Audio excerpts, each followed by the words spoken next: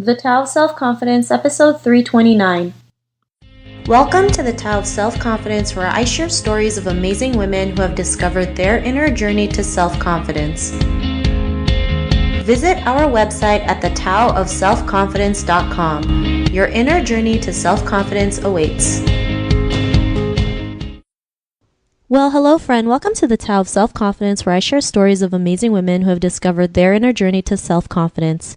I'm your host today, Sheena Yap Chan, and today I have a phenomenal lady on the show today. She is the founder of the Top Flight family blog, and I'm just really excited to have her on and share her story with us today. So without further ado, I'm going to introduce you to Carmen Sognonvi.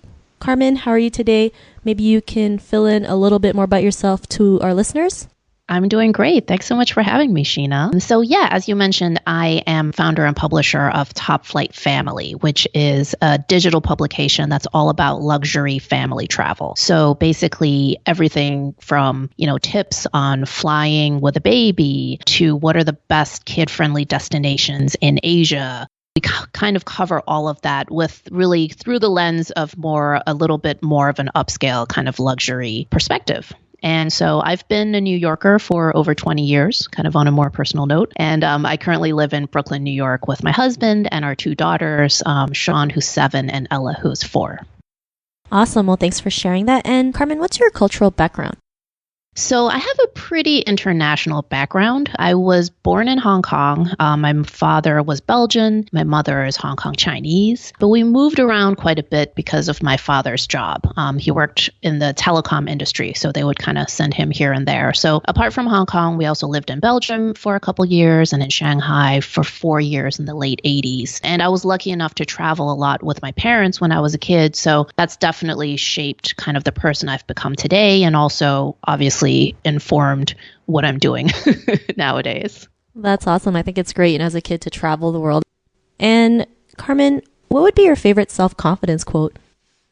I'm not really one for quotes usually, but I actually just finished listening to the audiobook of The War of Art by Stephen Pressfield, and it's full of these awesome gems. So just as a little background, the book is primarily about writing or artistic endeavors. And it's all about, how to overcome writer's block, or what he calls resistance, so that whenever you're trying to do something, take on an endeavor that's difficult, oftentimes there's sort of this inner power that tries to resist what you're doing. And so the quote that really resonated with me was this. It's a bit of a passage. So he says, "Are you paralyzed with fear? That's a good sign. Fear is good.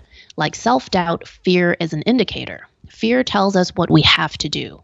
Remember one rule of thumb. The more scared we are of a work or a calling, the more sure we can be that we have to do it." And the reason that this really resonated with me, especially given, the topic of your podcast, is I think that women especially are so conditioned to really maybe give into our fears and not to overcome our fears. So a few years back, I took a workshop that was all about training women to write opinion pieces for newspapers.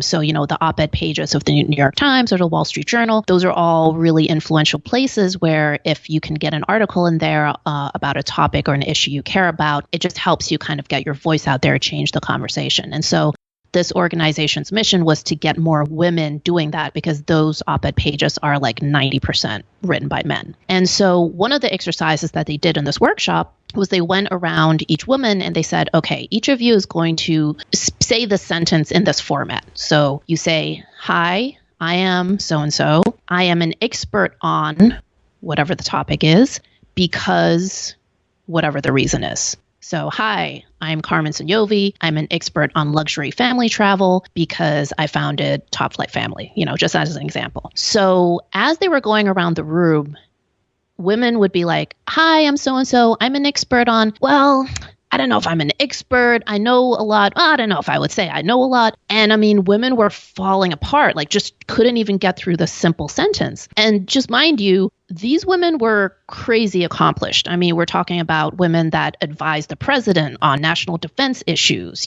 prominent scientists, like all women that were way more accomplished than me. Like I was a little embarrassed to be in the room. So I think that was just such an eye opener because I realized that, wow, as women, we're so conditioned to never brag. You don't want to seem overconfident. And it's such a shame, and what the workshop leader actually ended up saying is, okay, let's shift the scenario. Now, let's imagine that you have the cure for cancer. Would you speak up and tell everybody what it is? And everyone's like, oh, of course, like that can help the world. But I mean, that's the point. Like what the knowledge that you have, whatever your expertise is, it can be, you can get it out there and really have an impact. So I think that, getting over this fear is really important when it comes to self-confidence. And also, I think it's important to recognize that fear is very much tied in with your ego. It's like you need to get over your ego and understand that it's not about bragging. It's about taking what you know and what you're passionate about and creating a better world. And you can have an impact on someone. And it's actually selfish to hold that back from the world. So that's something that I think really has a lot to do with self-confidence for women. Thanks first for sharing that quote and also that story. I mean, it's so true. As women, especially Asian women, we have been conditioned to like never make any noise, never brag, never do anything. And then we always second guess ourselves, right? It's like, yeah, I may be an expert. I'm not sure, right? Only right. Because we've been so conditioned. And it's not like it's right or wrong, but we have to learn that, being an expert is just knowing a little bit more than the rest. Right? It's not a lot. It's just a little bit. And I think when people realize that, then they can call themselves an expert or they're more knowledgeable and things like that. So, that exercise is actually eye-opening, not just, for the listeners, but for me as well, because I still go through that, right? I still feel like I'm not an expert at anything. And, we deal with our issues in our own way. But, this was also a great thing that you mentioned. So thank you so much. And, in your own words, how would you define self-confidence? Yeah. If you don't mind, I just want to build on something you said. So you said that being an expert is really, it doesn't mean you know everything. It means you know a little bit more than a lot of people. But I think that's very true. And then I think the other piece of that is also that you have your unique way of explaining that in a way that's valuable to a certain audience. So, when you think about personal finance, for instance, there's so many personal finance gurus out there, right? You've got Dave Ramsey, you've got David Bach, and then you have Susie Orman. And so it's not that Susie Orman necessarily knows way more about personal finance than anyone else, but she has a certain kind of style of communicating that either works for you or it doesn't. And it really resonates with a certain kind of person. And so it's not really necessarily expertise, I don't think, is just about, comparing qualifications. It's also about how are you able to communicate that to the world. So I think that's another thing to keep in mind for, those who are listening. But back to your question, your definition of self-confidence. Actually, I have another quote from the same book that I think really speaks to something that I've come to realize. And so this is again from Stephen Pressfield, The War of Art. And he writes, "Our job in life is not to shape ourselves into some ideal we imagine we ought to be, but to find out who we already are and become it." And I think for me, this has definitely been a big part of my journey to self-confidence, is realizing that I need to play to my strengths instead of trying to be someone I'm not. I really need to focus on what am I already good at and then do more of that. Just as an example, I am actually pretty introverted. So I am not someone who does that well at cocktail parties. I was always like not that kid that made friends right away. I have a small group of friends that I'm very close to rather than a huge swath of people that I know a little bit. So that's just who I am. And I think over time, I've come to realize that, I just have to choose to do things in a way that makes sense for me. So I'm not going to be the person who's going to jumpstart a business by going to a zillion trade shows and glad handing people, because I would suck at it. So I need to kind of find ways of getting the word out that are a little bit more comfortable for me and that play to my strengths. So I think for me, a lot of self-confidence is about really figuring out who you are and becoming comfortable with it, and then just being better at doing those things that you're good at. Thanks for sharing that definition. And it's so true, right? I mean, we try to be this person and have these expectations, and then we get disappointed because we're not that standard or that person we want to be. And the thing is, we don't have to be. We can just be ourselves, bring our true authentic selves out and it will shine out, right? I mean, just like this authenticity is like missing in this world, and it's something that we need more out to show others like it's okay to just be yourself, whether you have strengths or flaws or weaknesses. It's like it's all a part of us, and it makes us, beautiful, right? On the inside and out. So I really love that definition that you mentioned. And, Carmen, what was your life like before your discovery of self-confidence? Well, I think probably like a lot of guests on your show, I'm still on the journey. I wouldn't say that there's a before or an after, but I would say that before I probably was less comfortable with myself. I think, especially growing up biracial, there's always this is somewhat stereotypical, but there's always a little bit of that, like, oh, I don't quite fit into this world. I don't quite fit into that world. So there's a lot of sort of proving of yourself you have to do to your different communities. It's kind of like, I have to prove that I am Chinese, I have to prove that I'm Belgian. And, it took me a long time to sort of realize that, I can just be myself. I don't have to prove that I'm one way or another. I have to kind of find what my genuine identity is, instead of trying to be boxed into these different labels. And so I think that the before definitely was marked by a lot of striving to fit other people's expectations of what I'm supposed to be. And the after is probably marked by more of a comfort level with who I am, and maybe less second guessing what I'm doing. And then also, I think, becoming more aware when I'm doing something, becoming more aware of my motivations. Am I doing this because I think I'm supposed to, based on someone else's standard, or am I doing this because it genuinely feels like something that is a true expression of who I am? So I would say that those are probably the biggest differences. Thanks for sharing that. And, was there like a point in your life where you realized like you didn't have to like second guess who you are, right? You didn't have to try to prove to different cultural backgrounds who you were. Like you were just confident in yourself. If there was like an aha moment in your lifetime. I'm not sure that there was one specific aha moment, but I think that having children definitely makes you look at things in a different way, because, and especially, just speaking on the cultural piece, it definitely makes you think more about like, what is sort of the cultural legacy or exposure that you want your children to have. And I think, one of the things that I always get asked is, oh, do your kids speak Chinese? Do your kids speak Chinese? And it's like, sadly, my answer is no, they don't. And I think at first I felt really bad about this, as if, oh man, I've totally failed on, as a Chinese mother. But then, I thought more about it. And the thing is, like, I am already kind of a watered down Chinese person. Like, if you okay. And what I mean by this is, I think this idea of cultural purity is kind of a myth, because if you think about your parents and then your grandparents and then your great grandparents, probably every step along the way, the older generation is looking at the younger generation like, you don't know what the heck you are doing, right? So like my Chinese grandmother grew up in Seatrade Province in China. And then she, moved to Hong Kong during the war, like a lot of people did.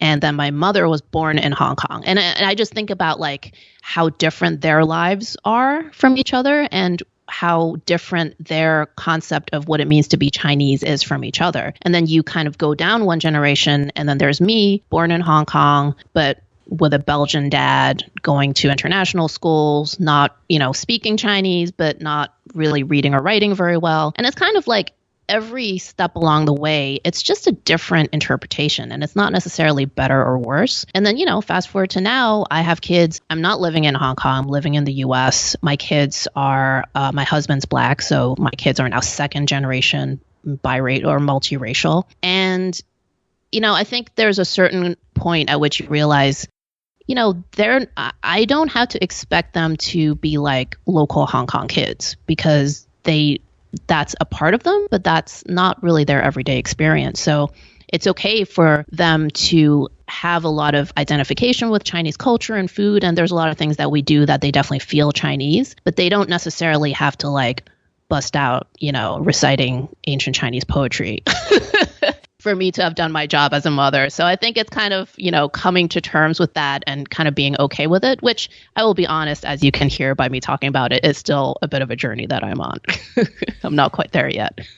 Awesome. Well, thanks for sharing that. I mean, it's great that, and it's true, right? Like these expectations, especially with Chinese families. I mean, like my grandma till this day bugs me, like, why aren't you married yet? And it's like different generations, like my grandma got married when she was like in her 20s versus now if like you get married in your 30s, if you're not married in your 30s, you're like an old maid to them. So, Sure. it's crazy the perception that they have. And like you mentioned, there's no right way or wrong way. It's just how they were brought up at the time. And, it's different times, different generations, and, different factors, right? And we have to realize that as well. So I really love that you mentioned that. And, because of all these realizations, what's your life been like now? Yeah, my life is great now. I mean, like I mentioned, it's definitely, I wouldn't say that I'm feeling super self-confident every day, but I think it's helpful to just kind of keep your bigger goals in mind and to understand that, you just need to keep plugging away at it. And success doesn't always come right away overnight. People may not recognize the work that you've done right away, but as long as you're plugging away at it, making progress every day in a way that feels genuine to you, then that really helps. And, also, to your point about sort of the criticism from Chinese family members, I think another thing to keep in mind in terms of self-confidence is just know that there will always be naysayers. So there are always going to be people out there that don't like what you're doing or how you're doing it. And so there's never going to be a point in your life in which you're able to please absolutely everyone. In fact, if you're doing something of importance and, something that's substantial, most likely you are actually going to alienate some people. That's a sign that you're doing things right. So, learning to accept that and not to try and please everybody, I think is definitely part of that journey. Thanks for sharing that. And I love that tip that you mentioned, especially for a lot of Asian women, we're so great at trying to please every single person in the world, not realizing like that's just not even possible. It's just, no. It's crazy.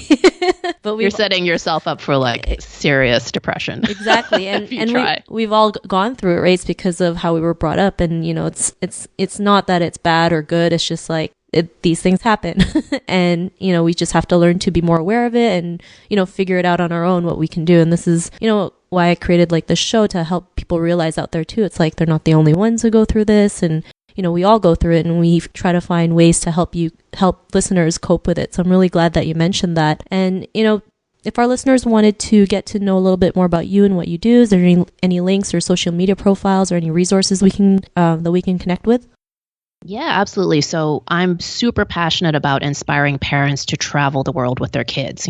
Don't feel like now that you have kids, you have to put the traveling on hold. Don't think that you have to wait until they're all grown up either. Do it now. So if you go to topflightfamily.com, you'll find our actual publication. And we're on all the major social media channels under Top Flight Family. And then I've actually also put together a special guide for your listeners. So this is a guide that's called The 10 Best Vacations for Kids in the U.S. It's totally free. And if you live in the U.S., it's just a great way to kind of jumpstart that traveling process without necessarily having to get a passport right away. So there's so many great destinations right here in the United States. And then if you are listening to this podcast and you live in a different country, this is going to inspire you. So if you want to get your free copy of that, you can just go to topflightfamily.com/Tao, as in TAO, as in the name of this podcast. Awesome. Well, thanks for sharing that. I'm sure our listeners will love to check that free report that you made just for them. So thank you so much. And to our listeners, if you want to connect with Carmen, you can also head on over to the taoofselfconfidence.com and search for Carmen's name. Her show notes will pop up along with everything else we talked about. And I just really want to thank Carmen for taking the time to share her story with us and tips on self-confidence. So thank you so much. Thank you. It was a pleasure. Not a problem. It was an honor having you on the show. And to our listeners, be on the lookout for another new episode of another amazing woman's journey to self-confidence. And we'll catch you soon. Bye for now. Thank you for tuning in to another amazing episode of the Tao of Self-Confidence. Sign up for our free membership site to get more amazing resources for self-confidence by visiting our website at thetaoofselfconfidence.com. Your inner journey to self-confidence awaits.